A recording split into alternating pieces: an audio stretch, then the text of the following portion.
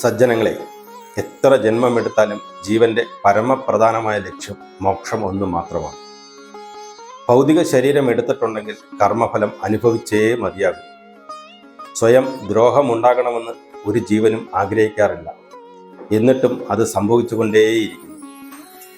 അടങ്ങാത്ത മോഹങ്ങൾ അഹംഭാവം വർദ്ധിപ്പിക്കുന്നു.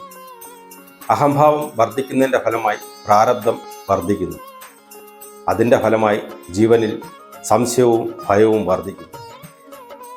അങ്ങനെ ഒരുപാട് ജന്മത്തെ തിക്തമായ അനുഭവങ്ങളുടെ ഫലമായി ഏതെങ്കിലും ഒരു ജന്മത്തിൽ മുക്തഗുരുവിൻ്റെ ശിക്ഷണത്തിൽ ചെന്നെത്തുമ്പോൾ തൻ്റെ അഹംഭാവം ആ ഗുരുവിൻ്റെ പാദത്തിൽ അടിയറവ് വയ്ക്കുമ്പോൾ ലക്ഷ്യബോധത്തിന് തടസ്സം നിൽക്കുന്ന മോഹങ്ങളെ കൃത്യമായി ബോധിപ്പിച്ചു തന്നു അനുഗ്രഹരൂപേണ പ്രാരബ്ധം കുറച്ച് ജീവനിലെ ഭയവും സംശയവും കുറച്ച് മോക്ഷത്തിലേക്ക് നയിക്കും. യഥാർത്ഥ ഗുരുവിൻ്റെ ശിക്ഷണത്തിലെത്താത്ത കാലത്തോളം മനസ്സ് ശാന്തമാകാതെ, ഈ നിമിഷം നിൽക്കാൻ പഠിക്കാതെ, മനസ്സിന് വികാസമുണ്ടെന്നും ഹൃദയവികാസമുണ്ടെന്നും ബുദ്ധിവികാസമുണ്ടെന്നും വിചാരിച്ച് പല പദ്ധതികളിലും ചെന്നെത്തി ഊർജവും സമയവും ജീവിതവും പാഴാക്കുന്ന പല ആത്മാക്കളെ നമുക്ക് ചുറ്റും നിരീക്ഷിച്ചാൽ കണ്ടെത്താൻ സാധിക്കും.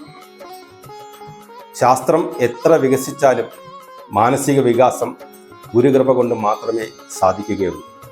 ശാസ്ത്രം ബുദ്ധിയിൽ നിൽക്കുമ്പോൾ മാനസിക സമ്മർദ്ദം കൂടുന്നു.